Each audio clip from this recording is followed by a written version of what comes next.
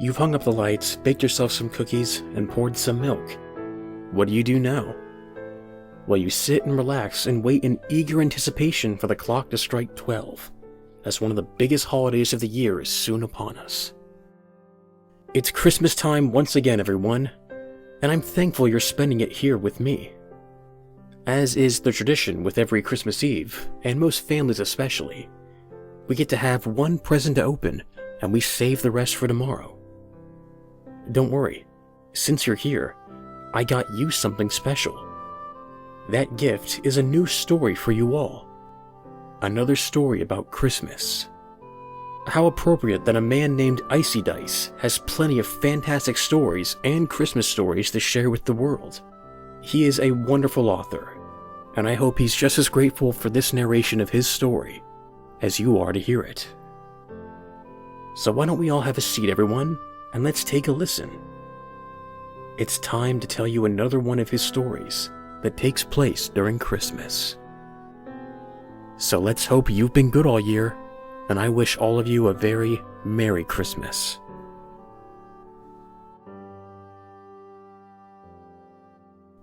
Enjoy!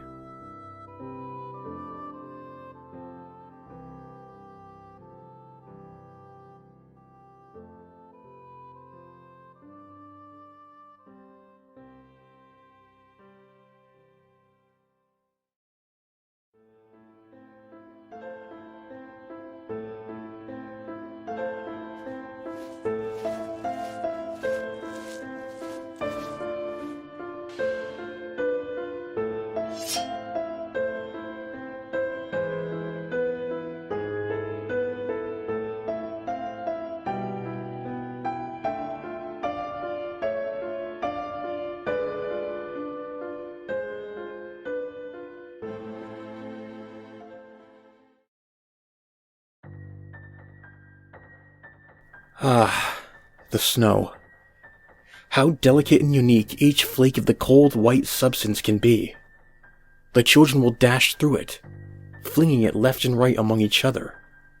They will lay down and stretch their arms and legs in all directions, attempting to create a beautiful angel for all to see. Then, of course, there are the others who build snowmen, their laughter filling the frosty air as they partake in a multitude of holiday activities. How I envied those who enjoyed the Christmas spirit. I had never actually seen such festivities occur. Rather, I would hear about them through tales my father would tell me of good boys and girls who truly valued what it meant to celebrate Christmas. This story will be a recounting of an experience I had as a young boy. After finding myself away from my childhood home, and actually close to civilization, I began taking the time to recollect a few memories from my past. Between strange occurrences I couldn't explain back then, and one freakish moment I experienced at that point in time, I suppose this will act as a warning to you. And this is perhaps the best way I can spread the word around about what I've discovered about the holidays, without him finding out. I need to be discreet about this. Although I have traveled as far away from my old home as I can, I know for a fact that he's still out there, and that he can find me. I don't want to risk it. So maybe if a few people who see this help me spread it around, I won't have to worry about the consequences of my actions. It's the best I can hope for, I suppose. Even still, I have to live the life of a nomad, never once being able to stop and catch my breath. Doing so would be too dangerous, so it is imperative I get this out soon. Now, since I finished my introduction, I suppose it's time to release something I've been holding back on for quite some time now. I can only hope that I make any sort of difference by doing this. My childhood was a strange one. When December would come, I found myself locked inside my house. My father and I didn't adorn the halls with stockings or decorations, nor did we erect a Christmas tree in our living room. The fireplace was constantly extinguished, robbing me of the comfort I desired. Each night I would curl up in bed trembling as the cold air ran across my body, and I stared up at the ceiling, my mind completely blank. Yes, it was as bad as it sounds. No, I didn't mind how rough things could get. There always seemed to be an innocent part of me that didn't mind the way I lived my life, no matter how barren the house could be during all times of the year. Don't get me wrong, my father was very good to me. I can't recall a day where he didn't show me his big, wide smile and treat me as the best he could. He took care of me, fed me well, and was a good parent overall. He was a rather portly fellow, but a kind man nonetheless. The only issue is that, well, he wasn't a big fan of the holidays. It made for a very bleak life around the wintertime especially. It confused me as to why he would tell me about how the other children had such a great time. I often thought he did it to make a bit of fun, or that perhaps he was just pulling my leg. I had never seen the things he described to me after all, so it would make sense that maybe they were just stories. I rarely found it strange that we didn't live remotely near anybody else. Our small wooden hut was located high in the mountains, where the slopes would be treacherous for anyone ascending or descending the terrain. Perhaps even if I had wanted to see the outside world, I wouldn't have been able to. It would have been impossible for me to climb up or down the rugged area, let alone at such a young age. Because of the sheer height of the mountains where we lived, the air was thin and the winds blew fiercely. And the most I ever saw of the outside world was through my window. My father said we didn't always live there. He said we had a home somewhere down below where the other people lived, but we were in his vacation home, as he put it. I hadn't lived in any other house before then, so needless to say, it was a rather odd vacation, to say the least. While my father stayed inside with me, we would play board games and create drawings together. Those and various other indoor activities would teach me about the outside world and what it was like. As mentioned prior, he would tell me of his experiences with that which dwelled under the mountain and across the world.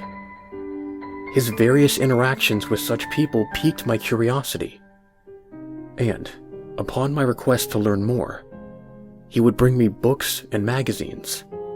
Those sources were my first true contact with society, and I'd spend hours at a time reading.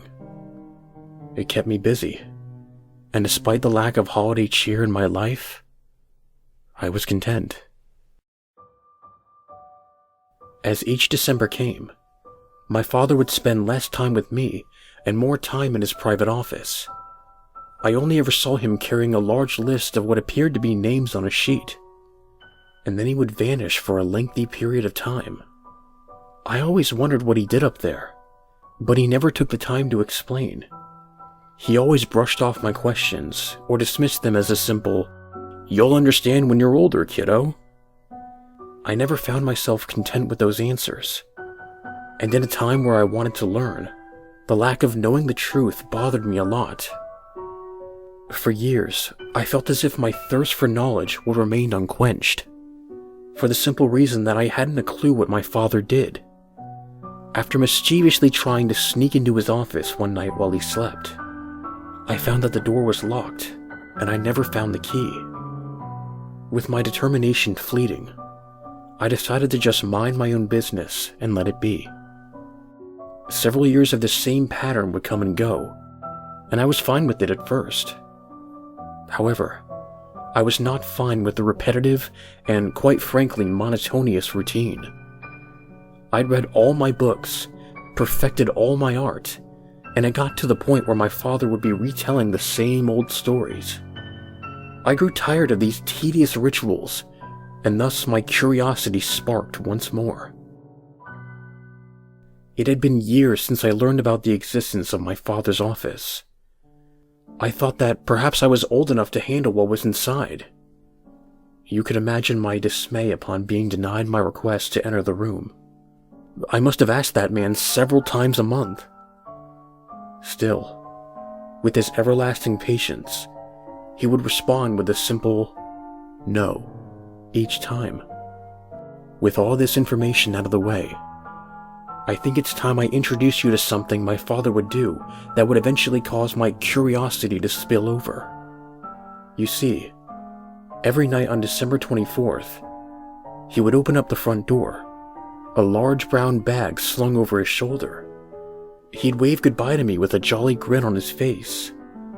He'd release a cheerful laugh before closing the door and locking it behind him, and making his merry way down the mountain with inhuman speed and skill before disappearing into the night. The following day, he would come back exhausted. After taking his bag to his office, he would then sleep for most of the day. I may have been an ignorant child, but I wasn't stupid. All the books I had read, all the stories I had heard, they connected like puzzle pieces together within my young brain. The lists, the 24th of December, the brown sack. I smiled ear to ear as a realization came to my mind. I knew then more than ever that I had to find out what was in his office. So, I formulated a devious plan within my mind and decided that it was worth a shot. After a few hours of waiting, I saw the sun begin to rise above the horizon. The snow had ceased on the mountain, and the morning was a calm one indeed. I struggled to keep my eyes open. I had waited all night for my father to return, and I didn't want to quit. Not then, when I was so close. After much waiting, I felt my body begin to relax. I fought with all of my strength to keep my eyes open. And right before I drifted into a sound sleep, I heard the front door open. I perked my head up and fixed my eyes on the shape of my father stepping through the doorway.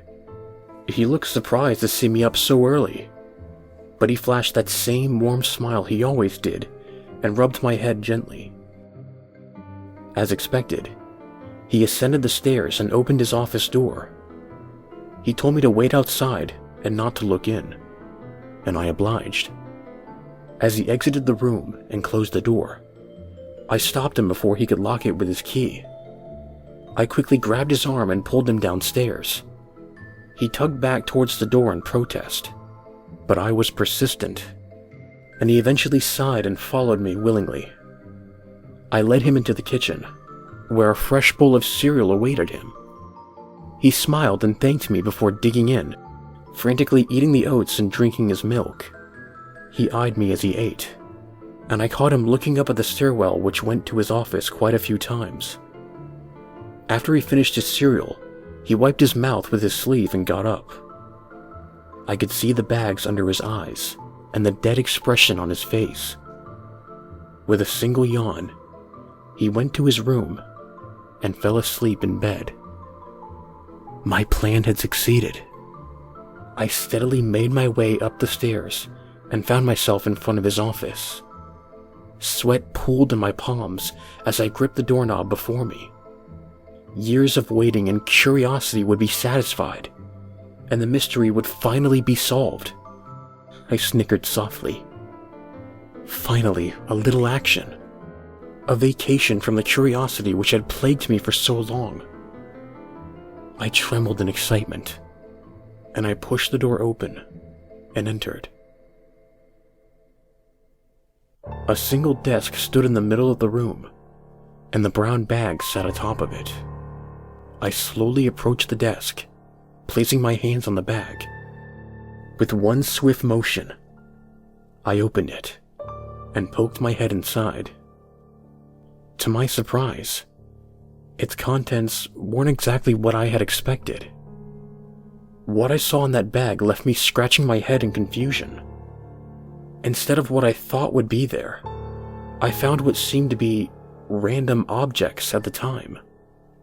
I was disappointed with my findings, and I carefully made sure to exit the door and close it behind, certain that I'd covered my tracks well. I never spoke a word of that experience to my father, for fear of getting in trouble. I found myself chuckling a few times at how underwhelmed I was. I was expecting something far greater, only to find a strange assortment of items inside that bag. Perhaps I laughed to distract myself from the truth of what I saw, but I convinced myself that my dad was nobody special all along, and although it was still a mystery to me about what he did those nights, I never thought more of it. It wasn't until I got much older and finally moved out of that house that I began thinking about what I found that day and what it truly meant. My father never hurt me, but I fear what may become of me by releasing this information. Perhaps he is still out there, doing what he does best. I only hope this information being released can help someone out there, and maybe it can help me organize my thoughts and help me get some sleep at night. Believe me, I haven't gotten enough rest since I discovered what was really going on. The part of the Christmas holiday they don't tell you. Maybe I fear that I will become like him someday, that it is my predetermined fate to do as he did. I'm not certain, but all I know is this. He is my father. He is the reason I fear for my safety by recording this. I will never forget what I found in that brown bag of his, for it all becomes clear to me now. I saw chains, coal, birch branches, rope, and branding irons. Each one had been used the previous night, and several child-sized shoes were also contained within the sack. All of them charred, beyond repair.